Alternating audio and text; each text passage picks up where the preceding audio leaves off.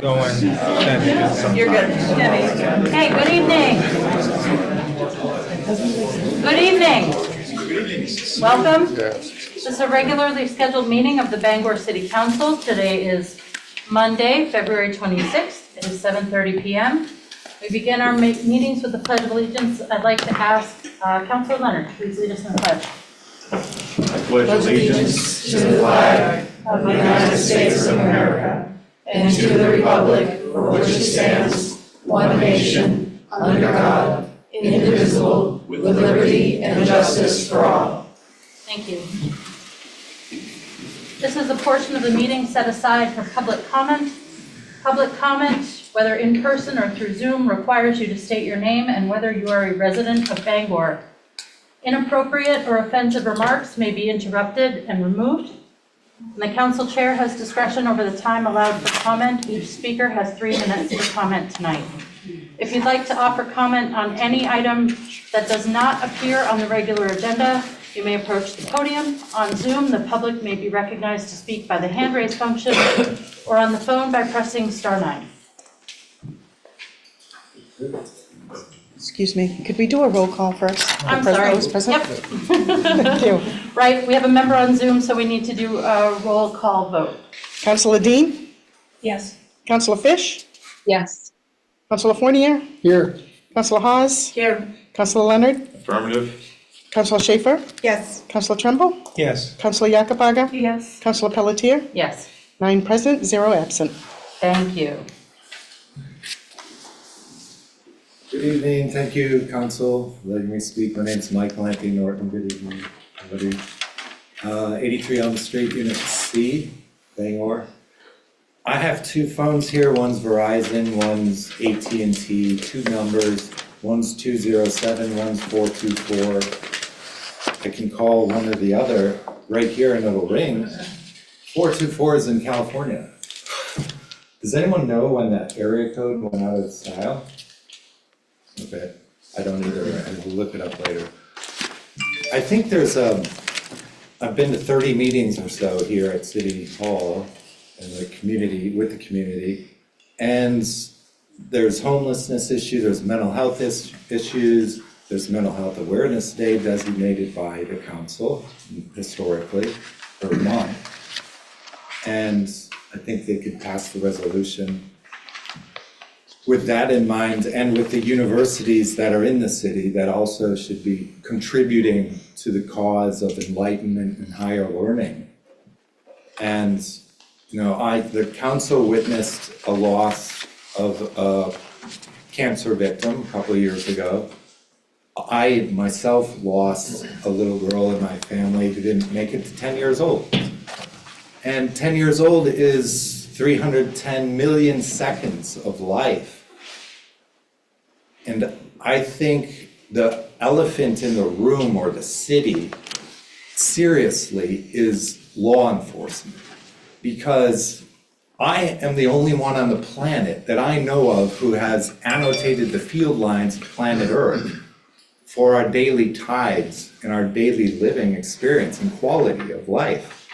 And it's a big deal. And the communications people are not getting that on their streams. And I think it has to do with gang activity.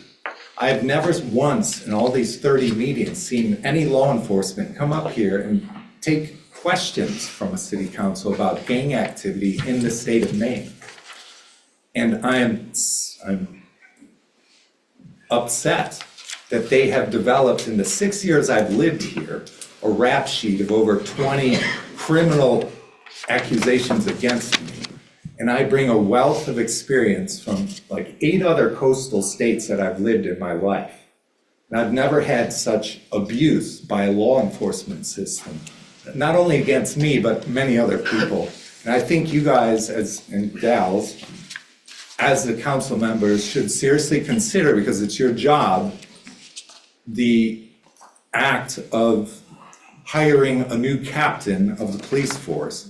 Because it's not just him, it's his employees that are being gang active in nature. Thank you.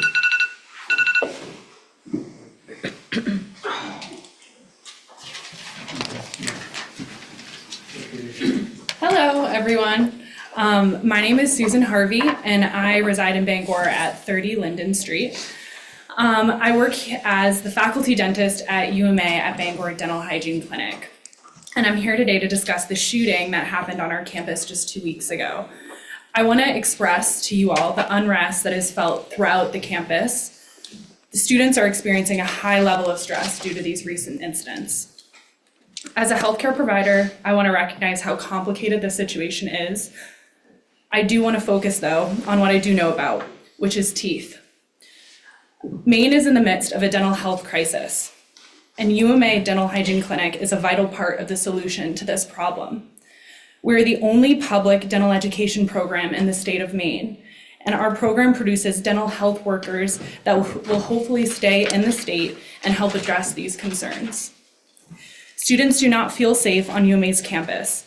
Students who do not feel safe in their environment are significantly less likely to stay in this community to practice. Students who do not feel safe are not going to recommend their peers to come to UMA for their education. We need to do more to help the students at UMA feel secure, and a presence at City Council on campus, meeting with students, faculty, and staff would be a great start. Together, we can meet at the table to find a solution that ensures the well-being of everyone involved. Thank you. Could I actually ask a question? Yeah. I think that's very admirable for you to come forward, and I think we're always looking to engage with our community members as much as possible. If you have time, could you please give your information to one of our staff members so that myself or another counselor can reach out? Yeah, that would be great. There's actually a whole bunch of people here, so I'm sure that we definitely can leave our information. That'd be great. Perfect, thank you. Thank you. Councilor Pelletier. Yes. I just Councilor want Trumbull. to comment as well. Some of the students who are going to speak might be aware, but your dean has been very proactive in getting in touch with the city, and we've had a lot of conversations with him, not just recently, but over the last year or two. So he's been a great advocate for the campus, for more safety out there, for the city to do more. One thing I just actually thought of while you were speaking, a number of years ago, a lot of campuses around the country, Orono being one, put up a system of call boxes around where you would always have a call box inside of wherever you were on campus. And I don't believe there's any type of call box system on the UMA campus, so it might be something to think about going forward. Just gives people a better feeling of safety while they're on campus. So just an idea that just came to mind. Thank you very much. Hi, good evening. My name is Robert Paraki. I reside at 139 7th Street, Bangor. I'm here tonight to provide the council with an update on the proposed USPS mail consolidation.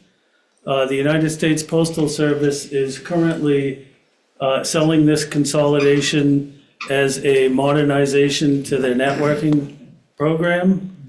I am here to tell you tonight that the USPS has not been transparent with their providing the information, documentation, and facts to substantiate their initial findings. I have provided Ms. Pelletier prior to this meeting with documentation, and I'd like to offer to answer any questions I am able to with the limited information I've been provided.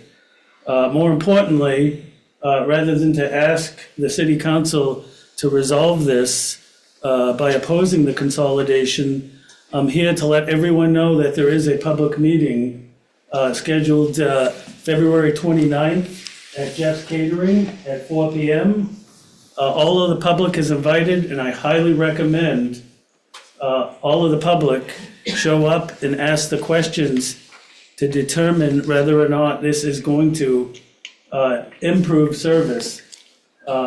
I stand here tonight telling you that it is going to degrade service to all residents and businesses in central and northern Maine. I have already spoken with many business owners within Maine, central and northern Maine, that this is already affected. The Postal Service has moved some processing operations already in 2023 to southern Maine, and it's going to affect people that rely on the Postal Service for prescription medications. If you're like me and you like to vote absentee ballot, anything of time-sensitive nature, this will delay. I did provide this here document. I don't know if you've all had a chance to look at it, but the processing operation they're considering moving to Southern Maine is the cancellation. Now, that's the postmark that's put onto the mail once the Postal Service takes custody of it.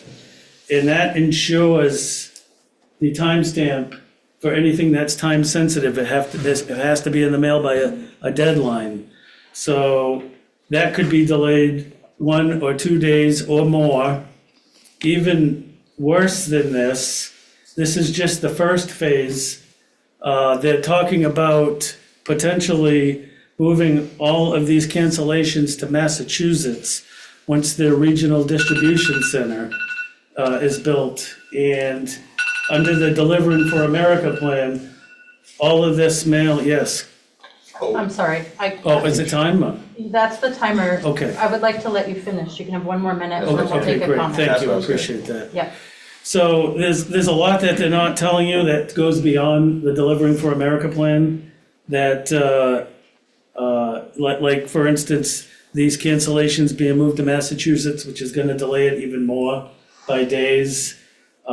There's also other initiatives taking place, which is going to delay the mail as well. Once again, I just highly recommend everyone show up to the public meeting and ask the questions. Can I answer any questions for anyone here? Councilor Leonard. I do have one initial question, it's a simple one.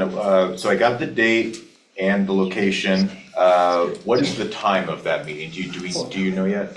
I've been notified by the Postal Service that it begins at 4 PM. When I called Jeff's Catering, they said it was booked until 6:30 PM. I am also the president of our local American Postal Workers Union, besides a postal employee, and I reached out to them today to see if we could rent a room beyond that if necessary, depending on what the turnout is. Okay, and I just want to say, I really appreciate you coming forward and being frank with this information. I mean, I think this goes without saying that this affects the entire logistical network of our entire postal service and everything that we rely on, especially in our rural sectors of the state that a lot of people seem to forget about as well with the closure of this facility. So thank you so much for your work. I will see you on the 29th. Thank you, I appreciate that. Any Thank more you for the questions? update. Okay, thank you.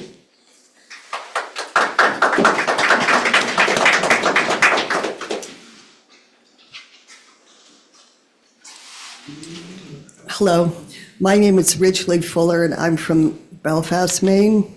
And I just want to take issue with you all for thinking that as a council, you don't have the right or that you don't make a difference in terms of issues that you bring before the council, not dealing with national or international issues that you think you have no say.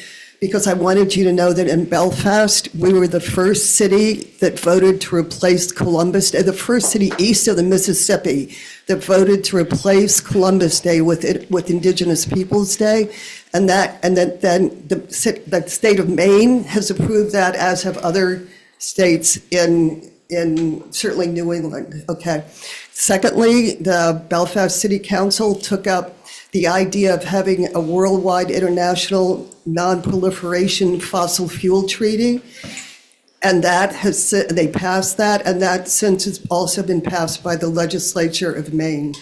So when you think that your voice doesn't matter, and there are things that you shouldn't take up, I just want you to know that there are other cities that are allowing and really promoting things that are in the well-being and the welfare of their citizens. And so I hope you give the residents of Bangor the opportunity to continue to bring these issues up before you. Thank you. Questions? Thank you.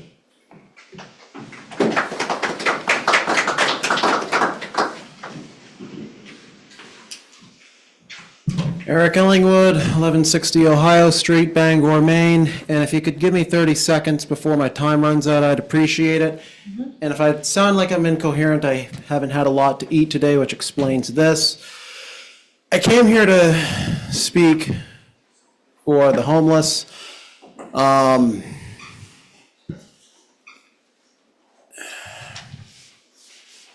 And I want to say that we can't continue to be just sweeping the issue away.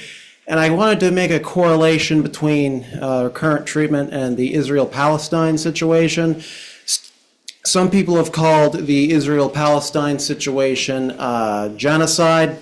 Well, I want to remind people that Hitler's Holocaust, some of its origins actually began with a program called eugenics, some of which was in part American. There was even, I think, a little bit of Maine involvement in eugenics. I think there may have even been a Supreme Court justice who voted in favor of what were called ugly laws, in which if someone was poor or whatever, homeless, mentally ill, a criminal, they could be forcibly segregated into an insane asylum.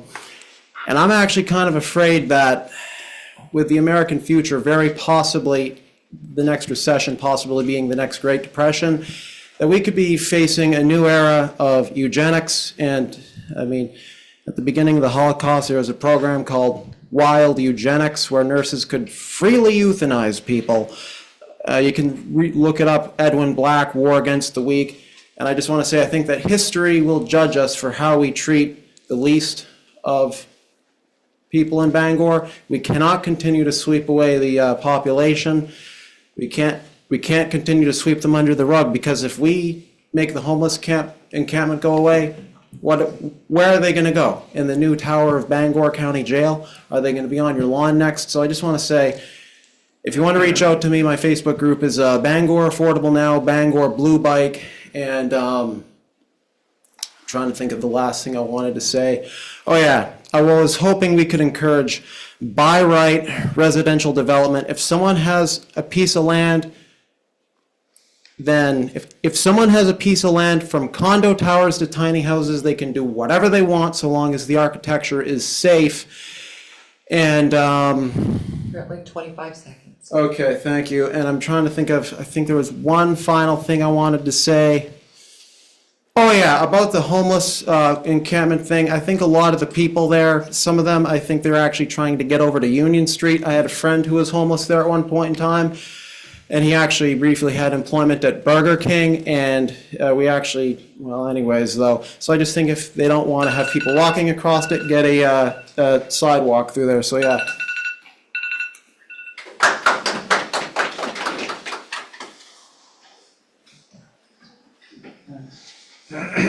Good evening, my name's Amy Freed. I live on Wiley Street, and I've lived in Bangor since 1997. And I wanted to thank everyone for their commitment to the city and for their thoughtfulness. I came to speak about the proposal for a resolution about a ceasefire. I'm a member of Congregation Bethel, and I do not represent them, and no single person represents the Jewish community. In fact, we have a saying, 2 Jews, 3 opinions. However, in my experience, the bulk of the Jewish community in Bangor, based on talking to a lot of people at Bethel and Beth Israel, cares about the survival of Israel, which has half of the world's Jews, the entire world, one country of less than 10 million, in a world of 8 billion people, one country. And we also care about the well-being and the aspirations of Palestinians.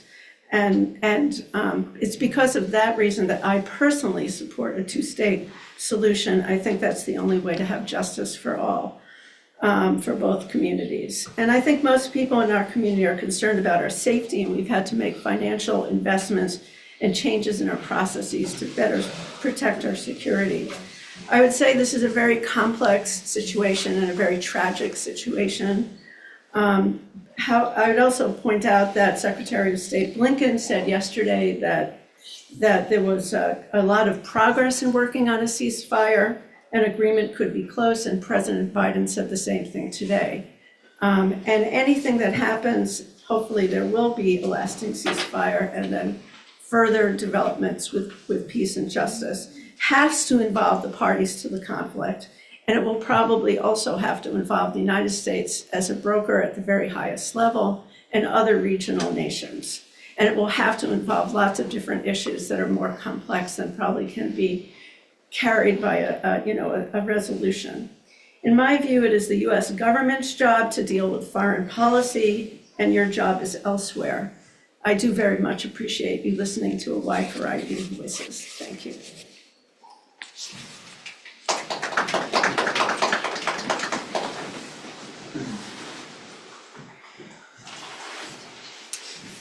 Hello. My name is Andrew Laverdier. I live on Parker Street. I've been a taxi driver for a couple of years now after I moved back from California. And I've just got a question. This is somebody I caught at the airport. He's a Lyft and Uber driver, right?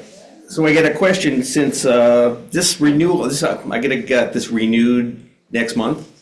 So my question is, why is somebody from Texas picking up people at the airport? And I saw an Uber driver when I was coming over. Now, they obviously don't have to do any sort of background checks or anything like that. So the question is, why do I have to pay for this when somebody from Texas can come here and start picking up passengers and earning a living that way, when I have to pay money to get this?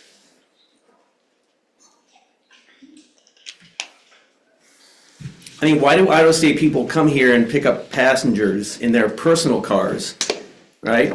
When we have to go through all the expense of everything we have to do to run a taxi business, right? So, right, what's the double standard here, right? Isn't this kind of Hippocratic, or it's Hippocratic, or it's bad, right? So why do I have to pay for this when this guy can come in from Texas and pick people up and nobody seems to care? Thank you for raising the question. I'm not an expert on our taxi cab license and permitting process, but it's certainly something that we can look at an upcoming meeting.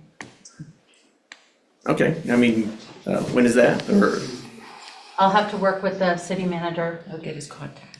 Thank you. all I'll right, get your contact information. okay. Thank you for raising the question.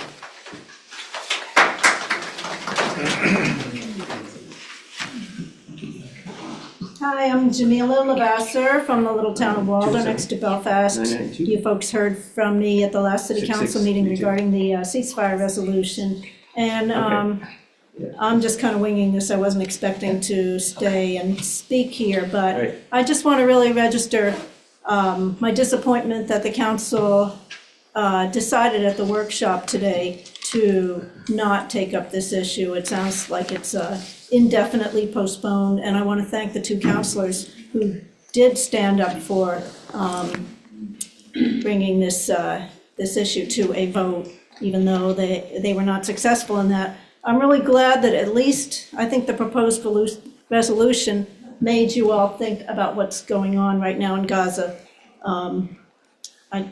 This is not a time to be silent, I really believe. And I really do believe that the ceasefire is a local issue. As it was pointed out, the tax money, our tax money that's going to fund the killing of children and innocent people in Gaza right now is money that could be spent right here in this community dealing with homelessness and so many other issues that need to be dealt with.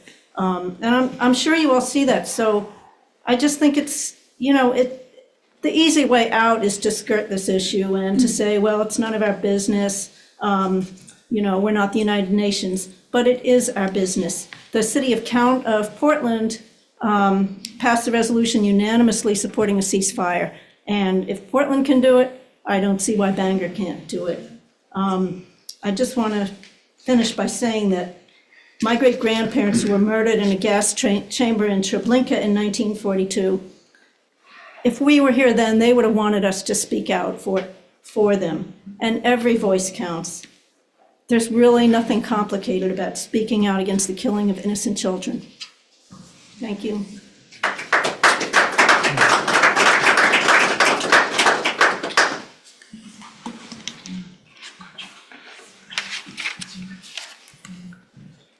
Hello, my name is Michael Alpert. I live at 58 Highland Avenue in Bangor.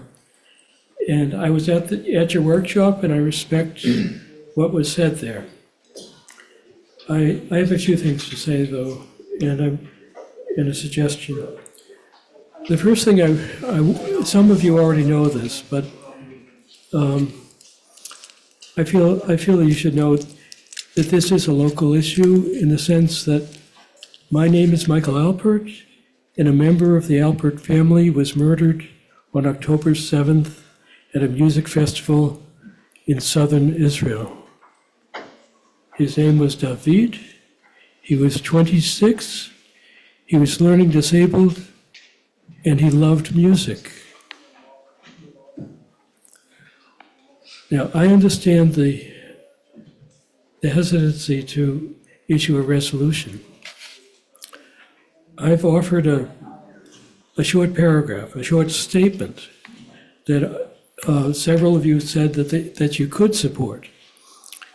And I'm going to read it now, and I would appreciate it if you would consider this statement as an alternative. We members of the Bangor City Council are heartbroken by the loss of life in Israel and in Gaza. As public officials, we want the end of violence in that part of the world. And we want the rescue of innocent populations from the ravages of the current war and from the deprivations caused by that war. Most of all, we hope for a time of peaceful coexistence among nations and ethnicities throughout the Mideast. We, residents of Bangor, stand in solidarity with all people of goodwill. Now, I think as representatives of Bangor citizens, you could say this without any self-contradiction. And I'm asking you to consider that. Thank you.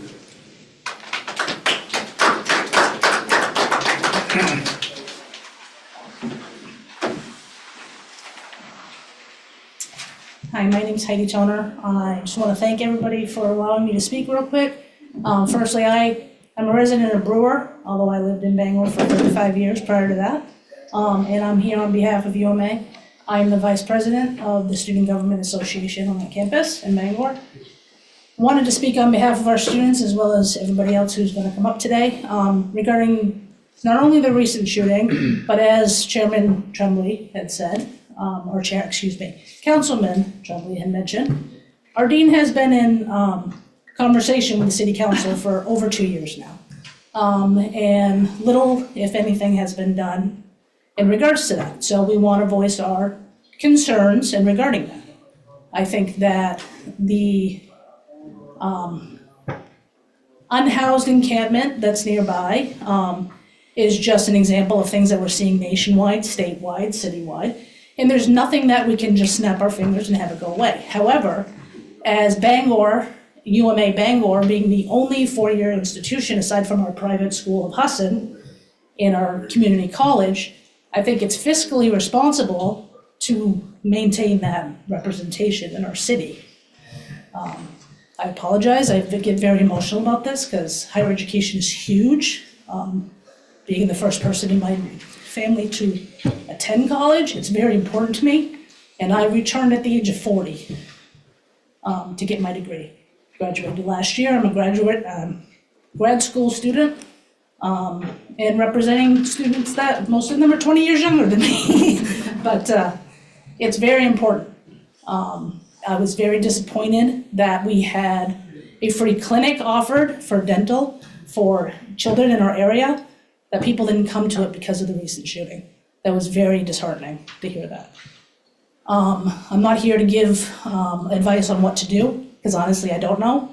My undergrad studies are in mental health, substance use counseling, so I have just a little bit to be dangerous maybe, but I don't pretend to know everything. There needs to be some change. I don't know what that looks like. There needs to be safety addressed. There needs to be better communication between the city of Bangor and UMA, whether it's the Bangor system, the UMA system, the entire University of Maine system in the state. But we need to get some clarity. We need to get some resolution. And there's a lot of students that are scared. There's students that are affected by this, and secondary trauma is a thing, and it's happening. And the worst part about it, and from my opinion, we have individual students at our campus, because we serve a lot of non-traditional students, that I'm in fear of our institution in Bangor going away. Some of them are unhoused themselves. Some of them are in active use. Some of them are in years of recovery, and they see this daily.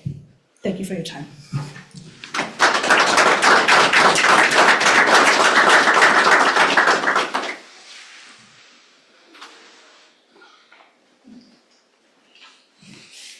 My name's Denise Quinlan. I do not live in Bangor. I am the mother of a UMA student, and I'm very concerned for her safety.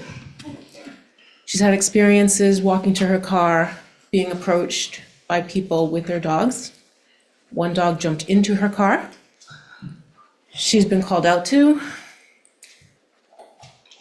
It's really unacceptable. Yes, they're scared, but it focuses in the area of the homeless encampment. It's not just random people on campus. I feel like the warning signs here are being ignored for a major incident that will take place. We don't need to ignore these signs, we can see them. 3 times in the past 2 weeks, there has been a serious police presence on campus. Only one of those, the students are aware of why. One happened on Friday, while the children's clinic was taking place, and one happened today. The students are still wondering why were so many police cruisers on campus. We don't even know. That's unacceptable. They should know why. They should know what they're afraid of so they can defend themselves. We cannot continue to ignore warning signs. The warning signs for the tragedy in Lewiston were clear. There were multiple layers of warning signs there, and we waited until something awful happened. Are we waiting for something awful to happen at UMA? Do you want some dead students? Is that going to make you move the homeless encampment? What is it going to take? It can't stay the same. I know it's a difficult solution. I don't know what the answer is. I have no idea what to do with them. But they can't stay where they are. These students, they're not safe. They walk to their car at night, it's dark. They say use the buddy system, they can't. They get dismissed at different times. Have security walk you, that's fine. They're not armed. Wow. They've got these little blinking blue lights on their badges now. Is that supposed to keep them safe? Something needs to change before there's a tragedy. We don't need to have them as poster children for the next law that comes up. So we're going to impose this law because this happened. Let's do it before it happens, please.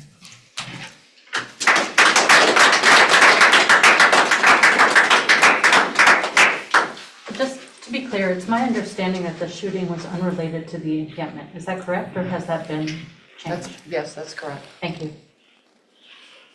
My name is Earl Eberhart, and I live at 1214 Essex Street. I've lived here for 70 years, and this city is now the most unsafe city. You don't even feel safe going down the street. I've watched stabbings, I've watched drug dealings downtown, drug dealings from panhandlers on the corner of Broadway. I drive a school bus every morning at 6 o'clock in the morning, see this stuff, the kids see it. Nothing's done. Oh, we can't stop the panhandling. Why can't you? Some cities have. Inaction is not the answer. Are you asking me a question? No, I just said inaction, not the answer. Another thing, the university is right. That place on the hill is a breeding ground for trouble. Casella landfill looks cleaner than that place. How can you allow people in the city to do that? If I did that in my yard in the city, they'd be up there fining me. If I had trash in my door, but that's allowed. They got campers up there, unregistered, all on one burned out. But they're still there, nothing's being done. You can help these people, but they need to help themselves. They don't need to live like animals. If they wanted to be treated like people, act like people. Ask for the help. All kinds of programs out there, but you gotta live within the guidelines of the programs. If you don't live within the guidelines of the programs, you can't do drugs and go to rehab. Keep going back and forth, it doesn't work. A lot of people have gone through the cure, and I applaud them for doing that. But there's some that just use it as a method to get drugs. That's it, thank you.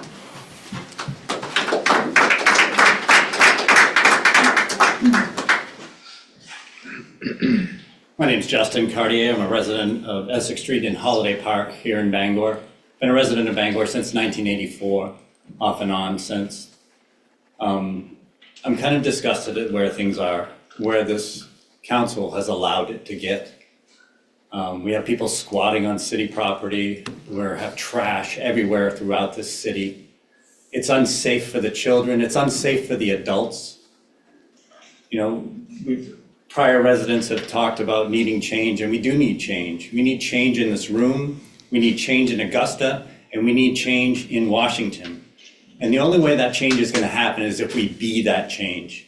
When I was in Augusta on Thursday and I witnessed some of the bills getting shot down in committee, I was absolutely disgusted. The disrespect of Senator Troy Jackson to the people presenting bills that were Republican was unbelievable to me. It was like a little child tapping his pen and rolling his eyes.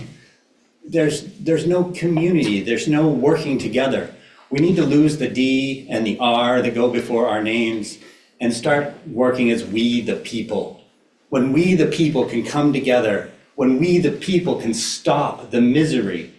I was a resident of 263 Main Street. For you that don't know that address, it's the homeless shelter on Main Street.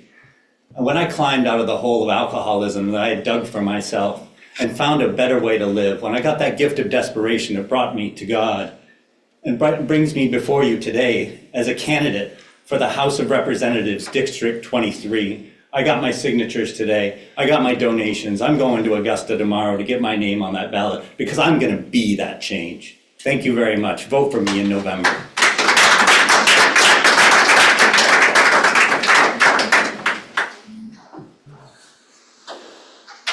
Hi, I'm Katie Corlew. I live in Hampton. I'm a professor of psychology at the University of Maine at Augusta on the Bangor campus. Pursuant to Board Policy 214, I am speaking for myself and not for the University of Maine system. As I mentioned, I'm a professor of psychology. I also coordinate the garden, which is right on, like, adjacent to the camp. So I've had a lot of interaction with the folks who were on the camp. I wanted to bring some of the faculty perspective to this. Like many of the members of the faculty, I'm of multiple minds because of multiple roles that I play in the community and on campus. I have a background working with unhoused people, working with people in recovery, working with people with mental health issues. I'm very comfortable with this population. I've spent a lot of time in my life with them. I've been a member of the Unhoused Action Committee on our campus with Dean Sichters for several years since it was founded. And I can say that for the faculty, for the staff, and for the students who have been a member of this campus community for a while, we are here to lend our expertise. We've been talking about this for a while. I know you've been talking directly with Dean Sichters, but he is not alone. His voice is not just his, but he has been speaking for all of us. We have multiple programs on our campus and multiple faculty and students who have areas of expertise that lend themselves to wanting to do outreach, wanting to support the city, wanting to help with whatever solutions are developed so that the folks who are our neighbors in this camp can get the resources, the help, and the housing that they need. I have students who are in recovery, who have been unhoused, who become unhoused while they are students. We have a lot of low-income students. Our neighbors in the camp could very well be our students in 5 years. And I think that in so many ways, we need to recognize that our neighbors in this camp are our people. These are our friends, our community members. And also, as a faculty member, I have a responsibility for the physical and emotional safety of my students. I have a responsibility for the safety of the people who come to the garden. As Dean Sichters has mentioned before, we've seen increase of activities, needles. We can no longer go barefoot in the garden. I do a sweep for needles every day we go out there. But that's not actually what the issue is. That's a side effect of the issue. I'm here to validate my students who have come to speak. I want you to listen to their concerns because we've been listening to their concerns for years. We hear their voices talking about these things all of the time. I want you to listen to their compassion and their calls for resources and support for our neighbors at the camp because we have been hearing this frustrated compassion for years. We need the leadership of the Bangor City Council to address the insufficient housing, insufficient recovery support, mental health support, case management support that we have in Bangor. Ma'am, your time is up, so if you'd wrap it up, please. Sure. Thank you. We need your leadership to elevate this to the state, recognizing that this is not just a UMA issue and not just a Bangor issue. This is a state and a federal issue, but also it is on our front door, and we need you to act. So please hear my students today. Thank you.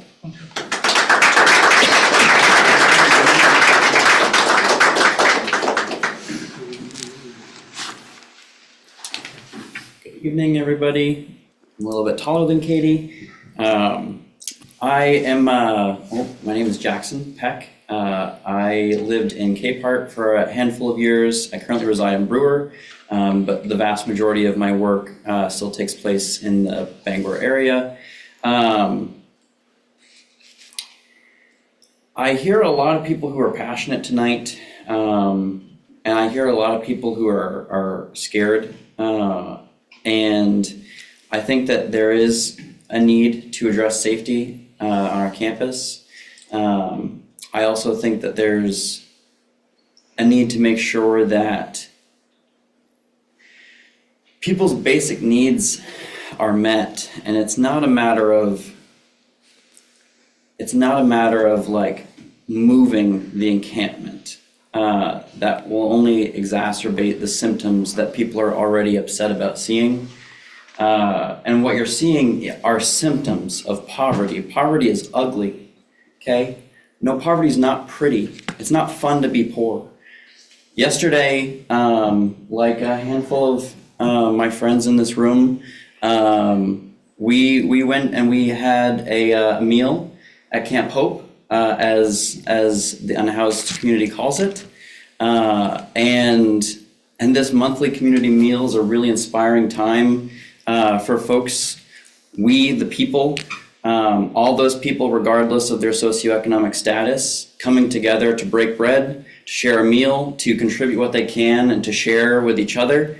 And the spirit of friendship and community and compassion is very, very real. And that spirit of compassion and love for each other is coming from that community at Camp Hope, while the rest of this community stands terrified that that community is constantly armed, constantly seeking to assault and harm and murder. These are people just walking around that don't have access to running water. Okay? When you ask those people in the camp, like, what's your greatest need? They're not like, I need a mansion and a Bugatti and all this stuff. You know what they ask for? They ask for toilets. Are you fucking kidding me? Toilets. Toilets. And they ask for a water fountain, something to refill their water bottles. I have a friend there who's deeply diabetic, and he can take his insulin. People think he's shooting up. He doesn't even do drugs. But he's taking his insulin. It won't go through his system without enough water. And so he's constantly on just trying to find half-empty bottles on the ground that he can drink. So please, I understand that it's scary and that poverty is ugly and that we all want to see these issues solved, but the issue is not simply packaging it up and pushing it to another town by ending panhandling. It's solving and meeting people's basic needs. And so that needs to be more of our focus, compassion, love for we the people, all of us.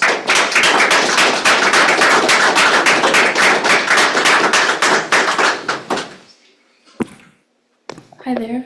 Thank you for the opportunity to speak. My name is Mandy McKinn. I am a resident in Glenburn, but I also go to the UMA campus in Bangor. I would like to say on behalf of the students, we recognize that the unhoused population is human. We all are human, and we all need needs, and we all go through really bad struggles. And we recognize that only a small portion of these unhoused people are the ones that are going towards the problem that we are trying to face. And they're the small portion that make us nervous to go on campus and make us afraid. And as my vice president had said, secondhand trauma. But we know it's layers to solve the problem, but we want to help solve the problem. We want these people to get their basic needs met. We want to make sure if they can get housing, they can get housing and get the people help that they need. But it's also we want to be recognized at the fact that we're scared to be on campus. Some of us students are closer to the problem than others. Some of us don't see it every day. Some of us hear secondhand information or only see it when we're coming on and off campus. But it is an issue, and it's only a matter of time before it spreads further onto our campus. And it's a scary thought because as a untraditional student myself, it's hard because we go through all of these trials to get to the position we are, and to possibly be losing our campus and losing the community we have as a campus because of being scared and because of our students being scared and just wanting to go home at the end of the day so we can't experience the things that normal college students experience is disheartening. And it is so hard because we are such a small campus compared to all of the other campuses in the UMS system. And we just want to be recognized for the fact that, like, it's not just something we know is going to be fixed immediately, but we want to know that there are being steps taken for this issue to be fixed.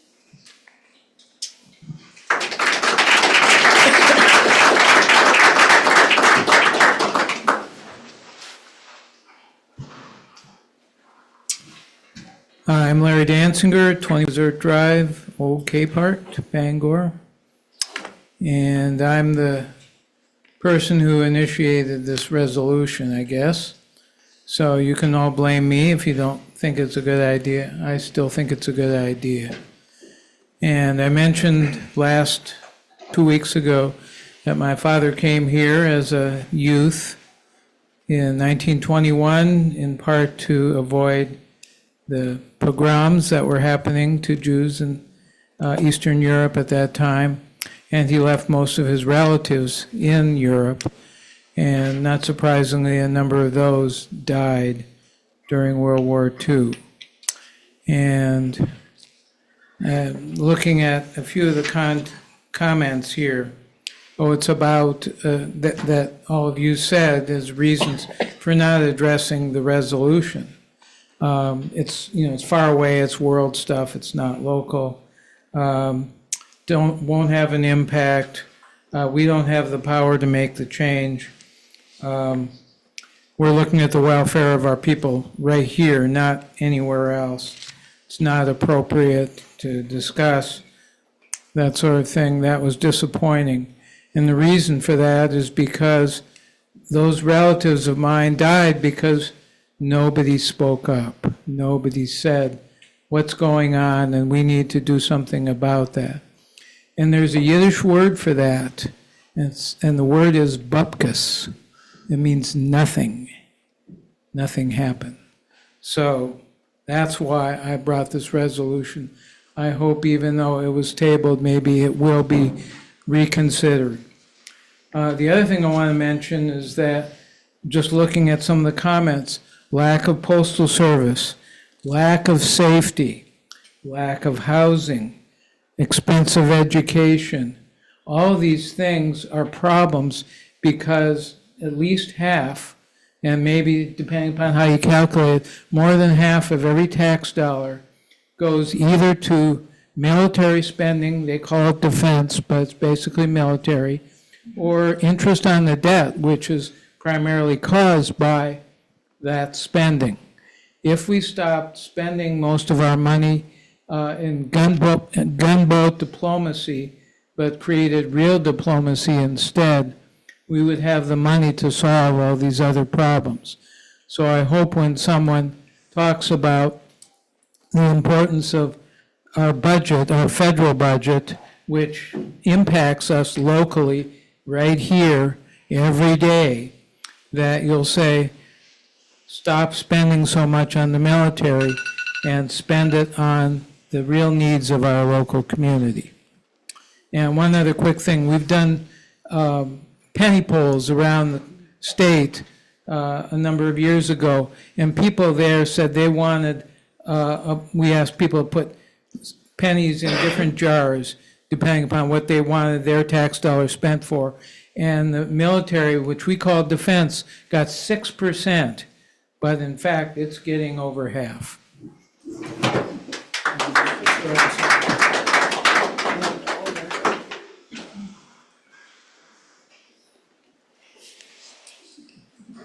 My name is Monique Gotro. I live here in Bangor on Savage Street. I wasn't here earlier for the discussion about the resolution that Larry just mentioned, but I would like to thank the three of you that I think supported this, and for all the reasons that have already been brought up. I didn't realize that Larry was the one who had crafted this, and I don't know what problem anybody else had that voted against it. But if you could take it up again, I think a lot of people would appreciate that. And if a problem with what he wrote, this gentleman here who had something to say about it, I don't see any reason why everybody can't support that. Speaking up is important. We have an opportunity, and it may be a global issue. I still don't see why we can't start here.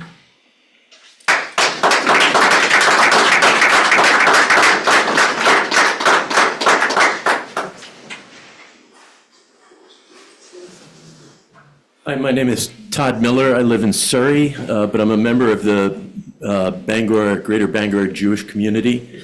I appreciate you receiving public comment. Just a quote that comes to mind from Margaret Mead: "Never doubt that a small group of thoughtful, committed citizens can change the world. Indeed, it is the only thing that ever has." So recognizing the practical problems set by making an international resolution, I do think it is within the purview of the City Council to make a resolution. The City Council can be a voice for democracy, to express the will of the people, and it's other cities have made similar resolutions. So in my ideal scenario, this resolution would not just be adopted here, but elsewhere, and that would have influence over members of Congress and the president, who I understand is working for a ceasefire resolution. So in brief then, I'm in favor of a resolution calling for the release of hostages in Gaza and humanitarian aid and a ceasefire leading to a lasting peace. And parenthetically, I would say a two-state solution is the only option for long-term peace. But I believe that the process, that the way this resolution came to be, was not a product of dialogue between the Muslim and Jewish communities. Rather, had it been, maybe there would be more support across the spectrum. And going forward, I hope that there can be productive dialogue between the Jewish and Muslim communities, and that can serve as a model for nonviolent conflict resolution. Thank you.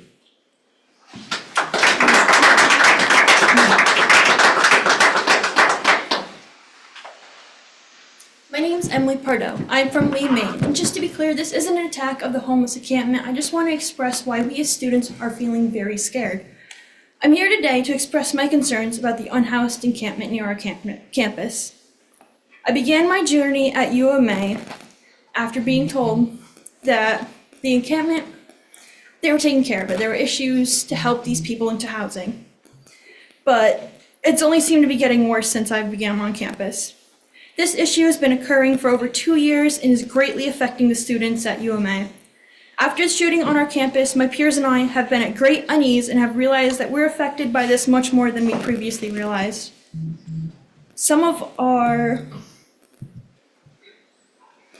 We created a spreadsheet, and these are some of our concerns we've come across.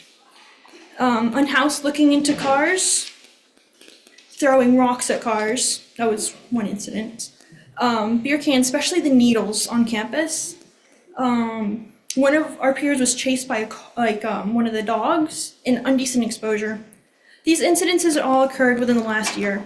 Furthermore, my peers and I, we pay roughly $15,000 a semester, and our safety feels like we're at risk for safety. And I feel like I cannot make the most of my educational journey. Because we are a public campus, they're allowed.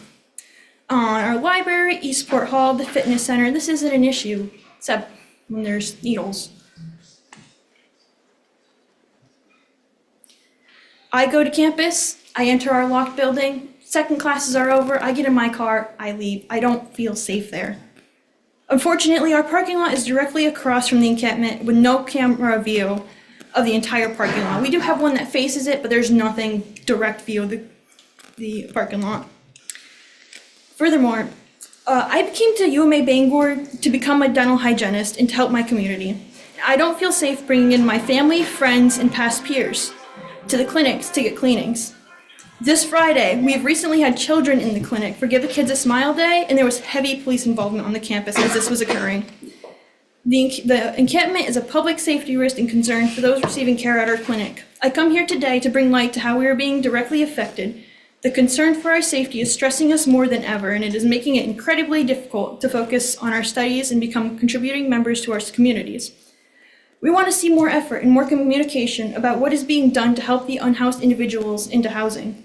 As students of the UMA Bangor campus, we feel as though we have been repeatedly dismissed about this safety concern from the city of Bangor. Our dean has brought this issue up on multiple occasions, and I stand in front of you today in hopes that our voices will be heard.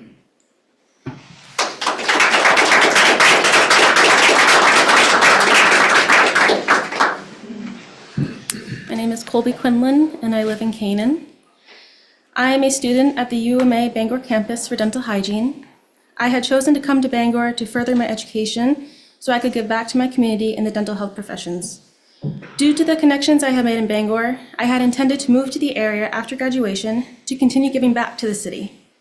This dream could not be further from reality now.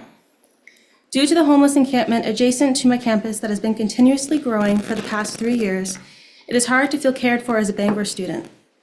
Classmates and I have had unleashed dogs run after us, been sexually harassed by unclothed individuals, had vehicles broken into, property stolen, witnessed tent fires, and are not even allowed to sit on the grass on our campus due to the high number of needles. It seems that Bangor has given the encampment members numerous rights to bypass federal laws and have silenced the college. This growing encampment raises concerns for not just students, but the well-being and safety for those in the encampment.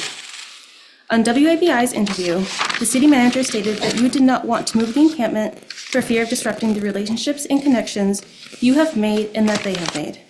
So here's a hypothetical example. Perhaps just as you moved the encampment from the waterfront, we moved the encampment to the City Hall parking lot. Would you still feel safe and comfortable with these incidents happening? Would you feel safe and comfortable for your children or families to be walking next to that for fear of the unknown? Because the unknown is upon the students. There has been increasing incidences, gun violence, and with just Friday and now this afternoon, there being a police presence at the encampment and on school property during school hours for reasons we have not yet been told. I do not feel safe on my campus, I do not feel safe in Bangor, and am angry with how the requests of the university from our police presence have been ignored and with how little has been done about this matter. There is a reason that these incidences continue to happen on our campus, and it is not coincidence. Now students have to take time out of their studying to voice their concerns on safety.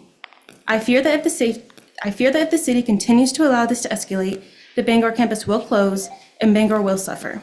If the city of Bangor continues to silence this issue and the university, the students will continue to be the voice.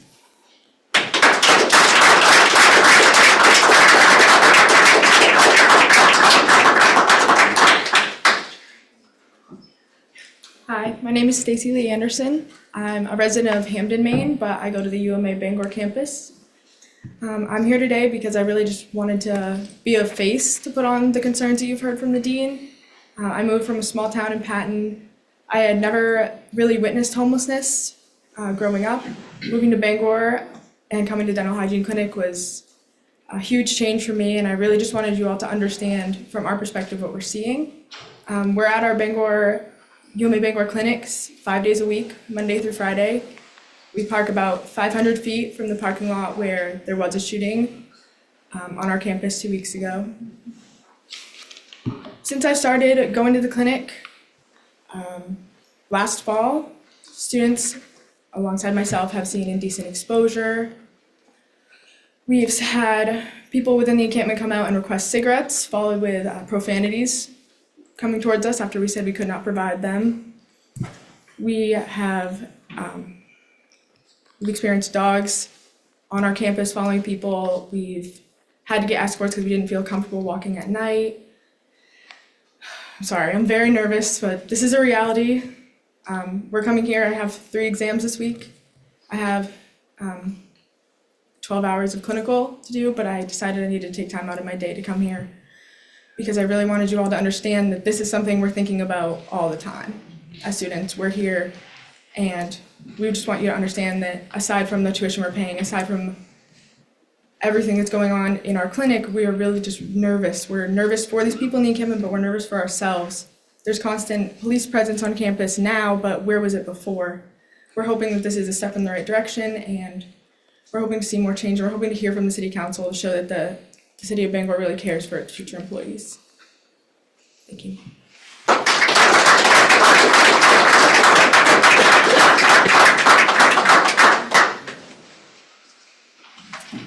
Hi, I'm Catherine Walker. I live in Holden, Maine.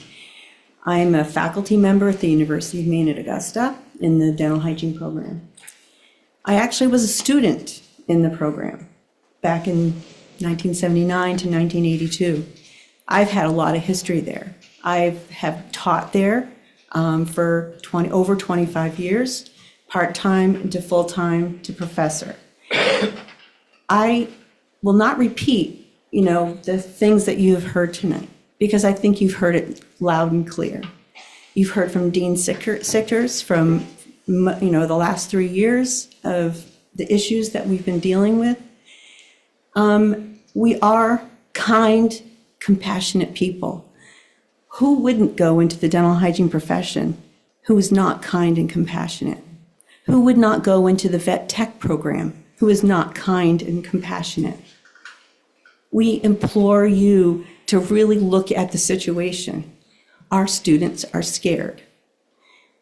I heard your comment earlier that the shooting was maybe not related to the encampment that's related to us, but why there? Why on our campus that's close to there? What's happened? What's the history with that shooting? That was the straw that broke the camel's back for most of us.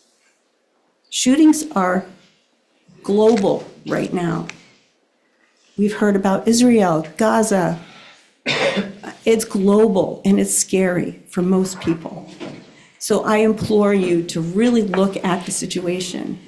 One other point I want to make is that the University of Bangor, or University of Maine at Bangor at the Augusta campus, has been multiple different campuses over the last 50 years. 50-year relationship with the city of Bangor. 50 years. And has grown from being a part of different UMS campuses to Bangor Community College to all kinds of different programs and campuses. And we want to keep that continuum. The other point I want to make, Dr. Harvey, when she spoke earlier, talking about the workforce issues, we don't want to lose our dental hygiene program because we don't have that enrollment, because people are scared to enroll into our program. We have a workforce issue, a dental workforce issue in the state of Maine. Please think of that as well. Thank you.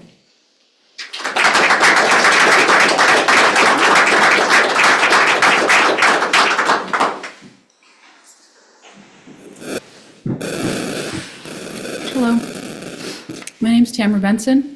I actually didn't come here to talk about the encampment. I came here to talk about the ceasefire resolution, but Are you a resident of Bangor? sorry, I skipped that part. I'm from Orono, but I work in Bangor. Thank you. Thank you.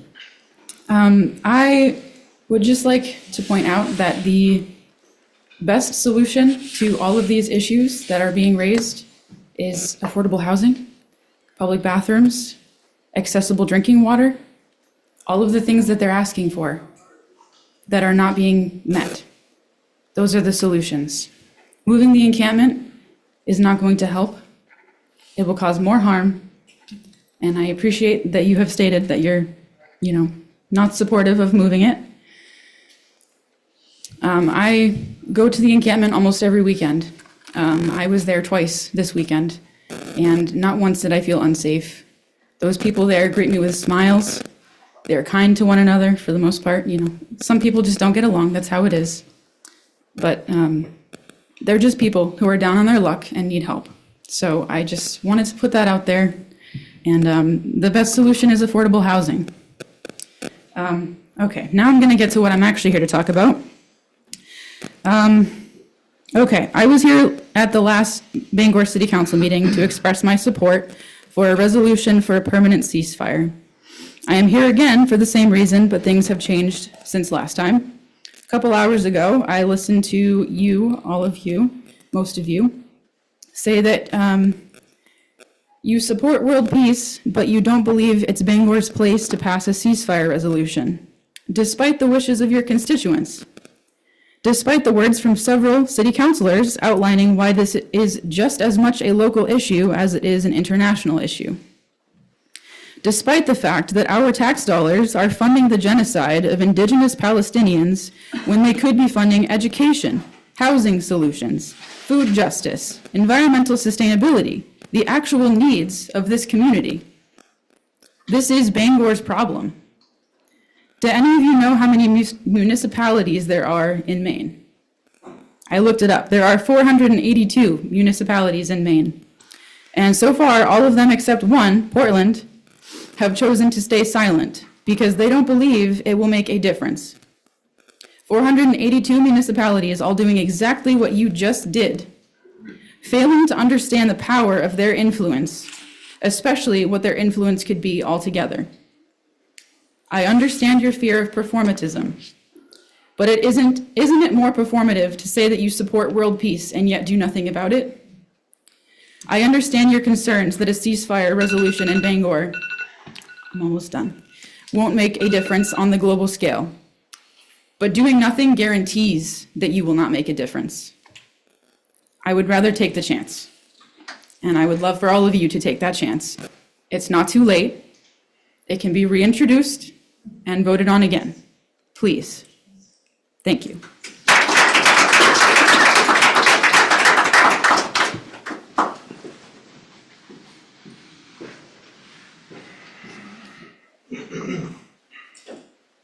Before I start, I must say that I must speak quickly, so you must listen closely. I also expected more opposition to testify tonight. And let us begin.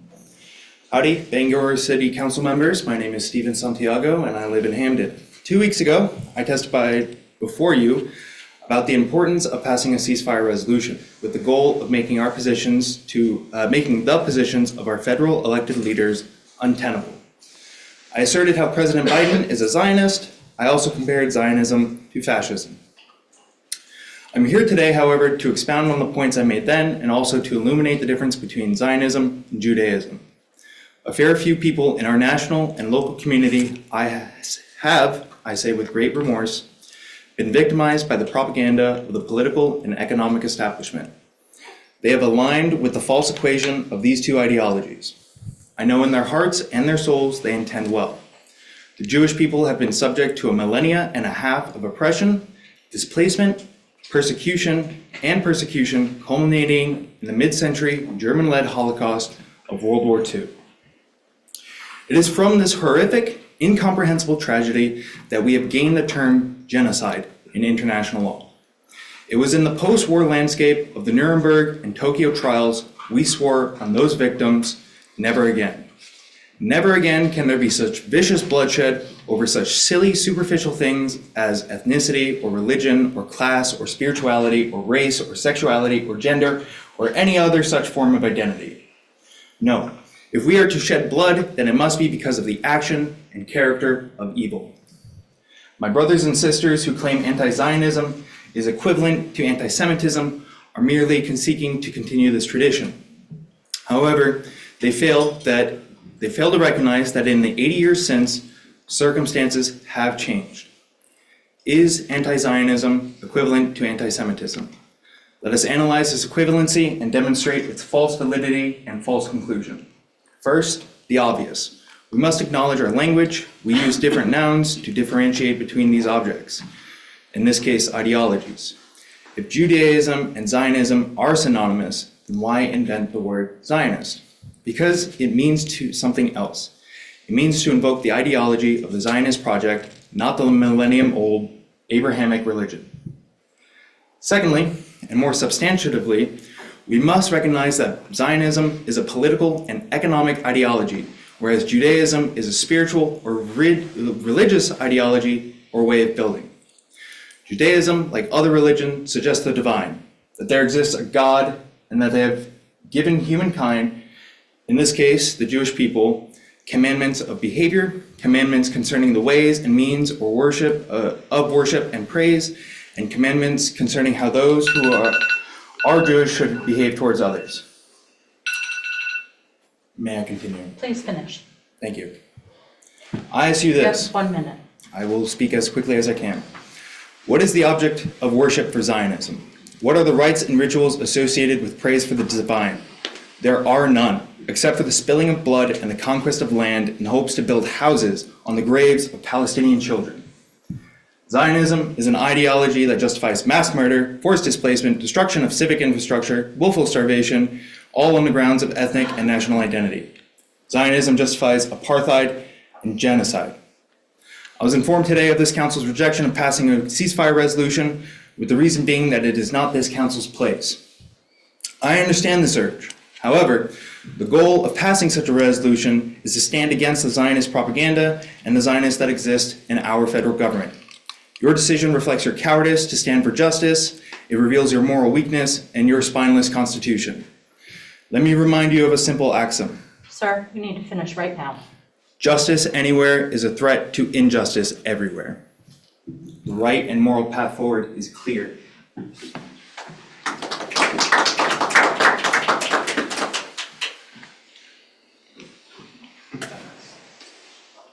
Hi there, I'm Doug Dunbar. I live just out Union Street, but into Herman. And I wanted to listen to everybody. I'm so glad I did. And at one point in my career, I had a job, and the title was Maine's Chief Deputy Secretary of State. And part of my job was to encourage civic engagement and encourage more people to vote. And although I'm here to complain a bit and feel discouraged, this excites me because I feel as though people are, paying attention and concerned about issues both locally and globally. And I would support the resolution. I think I told Dina that this is the first time in my life, I'm 57 years old, that I have a hard time watching the news. I just can't stand to watch anymore. But I'm here to talk about the encampment. I was there yesterday. I'm with a few friends here. We go regularly. And why I'm encouraged tonight is because we can develop a partnership. Mr. Dunbar, please address your comments to the council. We can develop a partnership, so this is very encouraging. But I wanted to say one thing in terms of what could be done. I'll give you two numbers, 437 and 0. 437 is the number of beds that the city of Portland oversees in their shelters, 437. 0 is the number of beds that the city of Bangor operates in our community, in this community. 437. Even before the shelter that was opened to house 179 individuals who are asylum seekers, there were 258 beds that the city of Portland operates. Some of us, for a couple of years now or longer, have been encouraging the city to use, at the time, ARPA money to expand the number of shelter beds. Again, 437 in Portland, 0 in Bangor. Portland also has, nonprofits like Preble Street that have many more shelter beds. We're fortunate that we have the Hope House for a little while longer, perhaps, and the Bangor Area Homeless Shelter. So we have about 80 beds, maybe a little more, close to 100 if you include the Shaw House. But Portland has 437 that the city operates. We have 0. People have come to this council for the last 2 or 3 years and said things like this: why don't we have a homeless response task force so that you folks could be engaged and people who are unhoused at the encampment could be engaged, so we could come together and get the best advice and move forward in the best possible way? A task force. How about a robust prevention and diversion fund? Other cities have these. the county and the city could combine for, say, $1 million in a prevention and diversion fund. Because if we don't slow the flow of people into homelessness, we will never catch up. I won't even take a minute, but thank you. The last thing we could have done, we could have ended the encampment 2 years ago by creating a non-congregate shelter community with security and services. Mr. Dunbar, when you face that way, the people who are watching Zoom can't hear the microphone. Okay, thank you for that. Please finish. Thank you. And so there are solutions, there are answers, and the city of Bangor, particularly if partnered with Penobscot County, has the resources to make a difference. Prevention and Diversion Fund, a task force, and a non-congregate shelter village that could be created in a matter of a week. Look up Pallet Shelter Sir, you're done. Villages. Thank you. Thanks a lot. Thank you all.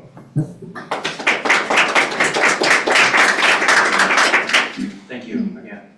Didn't mention that. Thank you. Councilman Pelletier, I know I've already spoken. We have taken almost an hour and a half of public comment, and I would like to make sure that the folks on Zoom have an opportunity. Thank you. Is there anyone on Zoom?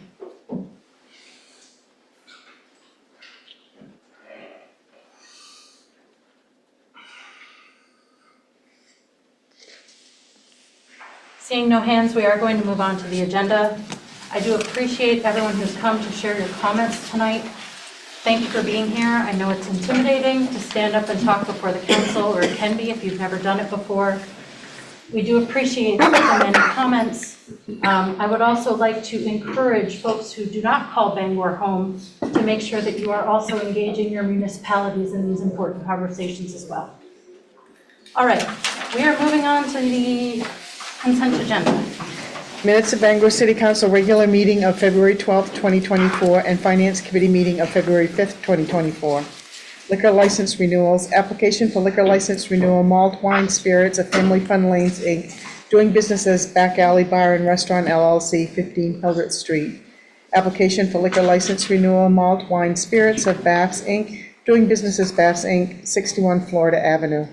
24-084 order authorizing the execution of a municipal quitclaim deed for real estate located at Audlin Road. 24-085 order authorizing the execution of a municipal quitclaim deed for real estate located at 80 Fruit Street. 24-086 order authorizing execution of lease renewal agreement with the Transportation Security Administration, TSA, for space at Bangor International Airport. 24-087 order authorizing applying for a grant up to $30,000 from the Maine Historic Preservation Commission Certified Local Government CLG program. 24-088 order authorizing the execution of a 3-year agreement with Bangor Birdies LLC to operate concessions at Bangor Municipal Golf Course. I move passage of the consent agenda. Second. We have a motion, we have a second. The counselor on Zoom, we need a roll call vote. Councilor Dean? Yes. Councilor Fish? Yes. Councilor Fournier? Yes. Councilor Hawes? Yes. Councilor Leonard? Yes. Councilor Schaefer? Yes. Councilor Trumbull? Yes. Councilor Yakabaga? Yes. Councilor Pelletier? Yes. 9 yes, 0 no. Consent agenda has passage. Referrals to committee and first reading. 24-089 ordinance amending the code of the city of Bangor by creating regulations and allowances for co-living dormitories. First reading and referral to planning board meeting on March 5th, 2024.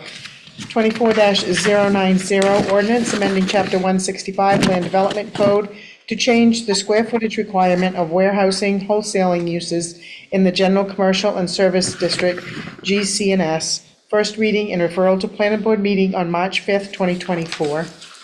24-091 ordinance amending chapter 165 land development code, district map to rezone a property located on Grandview Avenue from park and open space, P&O, to multifamily and service district, MNSD. First reading and referral to planning board meeting on March 5th, 2024. May I make one comment before I refer to these? I see you're talking about affordable housing. This is all stuff that goes directly, is the pathway to affordable housing. So It's sometimes in the boring part of the meeting, you don't hear that. It's not glamorous, but I move that this be referred. Second. We have a motion, we have a second. Any other comments or questions? Roll call vote. Counselor Dean? Yes. Counselor Fish? Yes. Counselor Fournier? Yes. Counselor Hawes? Yes. Counselor Leonard? Yes. Counselor Schaefer? Yes. Counselor Trumbull? Yes. Counselor Yakabaga? Yes. Counselor Pelletier? Yes. 9 yes, 0 no. Items will be referred. Unfinished business. 24-083 resolve, authorizing the city manager to accept and appropriate $150,000 in grant funds from Maine Department of Health and Human Services for an overdose response program. Counselor Fish. I move resolve 24-083. Thank you, Madam Clerk. This resolve authorizes the city manager to accept and appropriate $150,000 in grant funds from Maine's Office of Behavioral Health for an overdose response program. This is the 5th year of the grant, which establishes an overdose response team in Bangor to provide follow-up with individuals who have experienced an overdose, including connections to recovery, harm reduction, and other resources related to health and counseling services. The Together Place, the Bangor Area Recovery Network, the team also provides training, technical assistance, and support to communities throughout Penobscot County, working to improve their response to overdose. This item was reviewed and recommended for approval by the Government Operations Committee at the meeting on February 5th, 2024. I will second. Thank you. We have a motion. We have many seconds. Questions or comments? Roll call vote. Counselor Dean? Yes. Counselor Fish? Yes. Counselor Fournier? Yes. Counselor Hawes? Yes. Counselor Leonard? Yes. Counselor Schaefer? Yes. Counselor Trumbull? Yes. Counselor Yakabaga? Yes. Counselor Pelletier? Yes. 9 yes, 0 no. Item 24-083 has passage. New business. Public hearing, application for special amusement permit renewal of Family Fun Lanes, Inc., doing business as Back Alley Bar and Restaurant LLC, 15 Hildreth Street. Counselor Hawes. Thank you, Madam Clerk. I would move to open the public hearing for the application for special amusement permit of Back Alley Bar and Restaurant. Second. We have a motion. We have a second. Roll call vote. Counselor Dean? Yes. Counselor Fish? Yes. Counselor Fournier? Yes. Counselor Hawes? Yes. Counselor Leonard? Yes. Counselor Schaefer? Yes. Counselor Trumbull? Yes. Counselor Yakabaga? Yes. Counselor Pelletier? Yes. 9 yes, 0 no. Public hearing is open.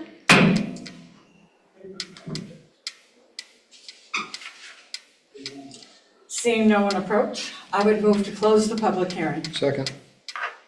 A motion and a second. Roll call vote. Counselor Dean? Yes. Counselor Fish? Yes. Counselor Fournier? Yes. Counselor Hawes? Yes. Counselor Leonard? Yes. Counselor Schaefer? Yes. Counselor Trumbull? Yes. Counselor Yakabaga? Yes. Counselor Pelletier? Yes. 9 yes, 0 no. Public hearing is closed. I would move approval of the application for special amusement permit renewal of Family Fun Lanes, doing business as Back Alley Bar and Restaurant. Second. There's a motion and a second. Any discussion? Roll call vote. Counselor Dean? Yes. Counselor Fish? Yes. Counselor Fournier? Yes. Counselor Hawes? Yes. Counselor Leonard? Yes. Counselor Schaefer? Yes. Counselor Trumbull? Yes. Counselor Yakabaga? Yes. Counselor Pelletier? Yes. 9 yes, 0 no. Application has passage. Public hearing, application for renewal casino operator license of HC Bangor LLC, doing business as Hollywood Casino Bangor, 500 Main Street. Counselor Hawes. Thank you, Madam Clerk. I would move to open the public hearing for the application for the renewal casino operator license. Second. Motion second. Roll call vote. Counselor Dean? Yes. Counselor Fish? Yes. Counselor Fournier? Yes. Counselor Hawes? Yes. Counselor Leonard? Yes. Counselor Schaefer? Yes. Counselor Trumbull? Yes. Counselor Yakabaga? Yes. Counselor Pelletier? Yes. 9 yes, 0 no. Public hearing is open. Seeing no one approach, I would move to close the public hearing. Second. Motion second. Roll call vote. Counselor Dean? Yes. Counselor Fish? Yes. Counselor Fournier? Yes. Counselor Hawes? Yes. Counselor Leonard? Yes. Counselor Schaefer? Yes. Counselor Tremble? Yes. Counselor Yakabaga? Yes. Counselor Pelletier? Yes. 9 yes, 0 no. Public hearing is closed. I would move passage of the application for the renewal casino operator license of HC Bangor LLC, doing business at Hollywood Casino Bangor, 500 Main Street. Second.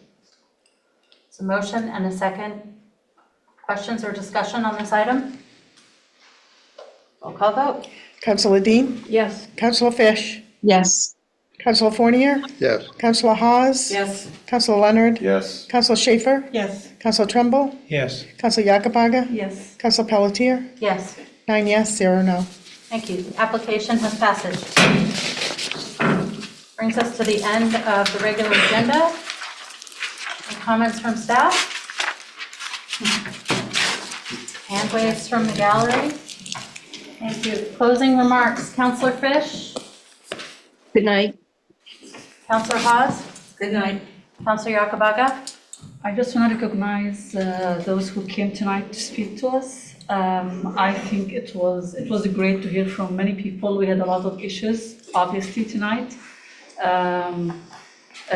When it comes to homelessness and the encampment and the students at University of Maine, I mean, it's a rough situation. It's a rough situation. We want to support our students. We want to validate their feelings about feeling unsafe, being unsafe. We know it is the actions of very few, and it should not reflect the entire sentiment of the encampment, but housing, as some of constituents who came to speak tonight. We have been working on this together as a council. We have outreach workers who work at the encampment, so it's not like the encampment, it's a group of people on their own. Yes, they are on their own, but it's a community. At the same time, there are outreach workers who work there. And I don't know what the solution, I don't know what the solution is, but as a council, I think we'll continue to work on this and to listen to everyone who is affected by this. It's rough. And those who came forward to work about to talk about the resolution, I appreciate all of the comments. I want to refer to one specific constituent, Todd, who came forward and he spoke, and I appreciate his remarks. I don't think this is like it was on purpose that the Muslim community did not come forward with a resolution. It's a very tricky situation, and we did not want to initiate something like that. Actually, our feedback, because he said maybe we should have, the Muslim community should have maybe connected with the Jewish community. We have been connecting with the Jewish community. We have been having conversations. The feedback, no call for ceasefire.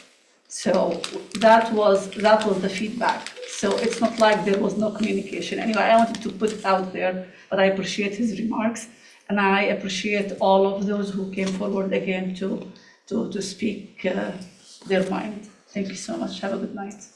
Thank you. Councillor Trumbull. Thank you. I would just echo Councillor Yakubaga's comments. I mean, obviously, most of the meeting tonight was hearing public comment, and I actually already messaged the dean. I thought the students did a great job representing the campus and getting the message across to us. And on the issue of the resolution that we aren't doing anything with, I think it's a very emotional issue. I think everybody that spoke, there was a lot of civility tonight. I mean, people could have not had much civility. I'm sure in other places they weren't as civil with the discussions that happened tonight in Bangor. So I really appreciate everybody's comments. Thank you. Good night. Councillor Leonard. I do have a few things I want to say. So in regards to some of the decisions that we made during the American Rescue Plan Act funds application process, there were a few organizations that came forward that had proposals that could have been funded that could have mitigated a lot of these processes. I would like to revisit some of those proposals, i.e. Street Plus, which was something that was brought forward by the Downtown Bangor Partnership.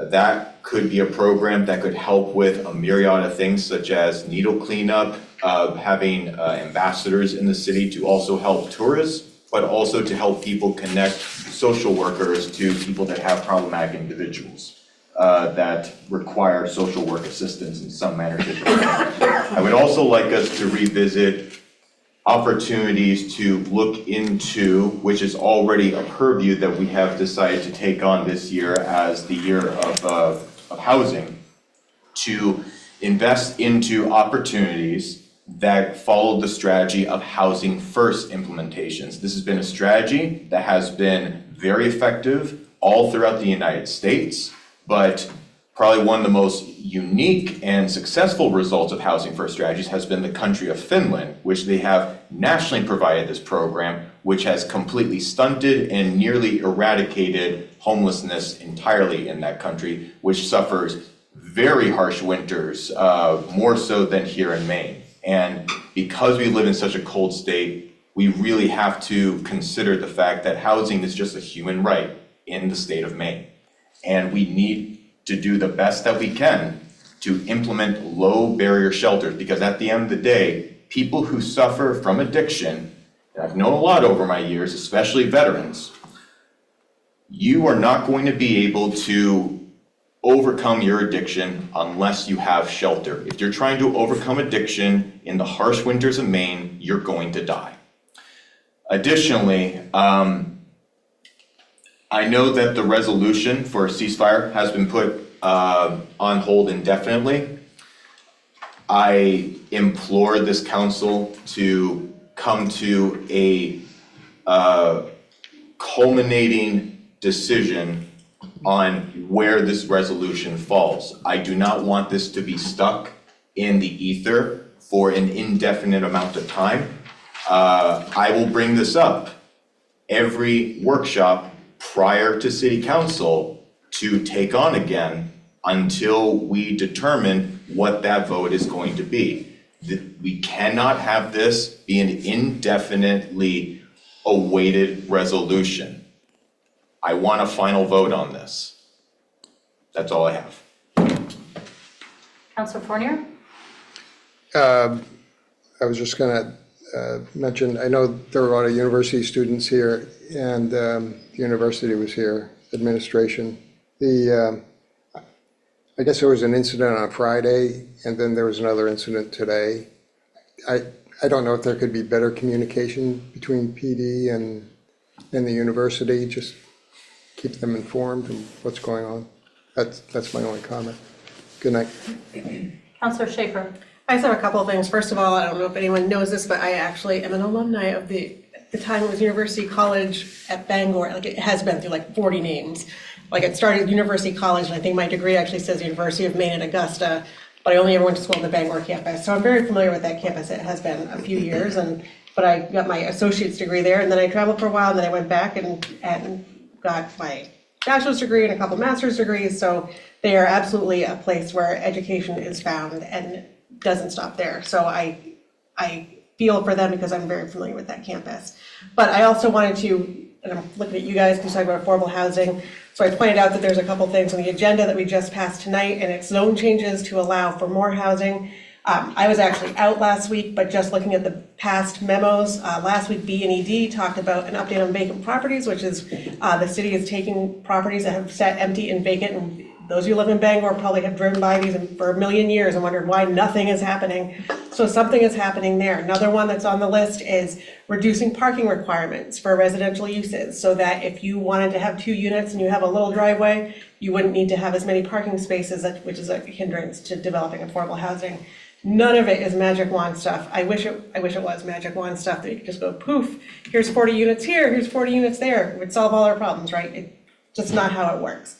And then the other one that I saw, and I actually took a picture of it because it was on my iPad, but from another agenda, that's coming up, talking about the estimated or the average home values for the past 5 years. And in fiscal year 21, the average home value in Bangor was $163,215.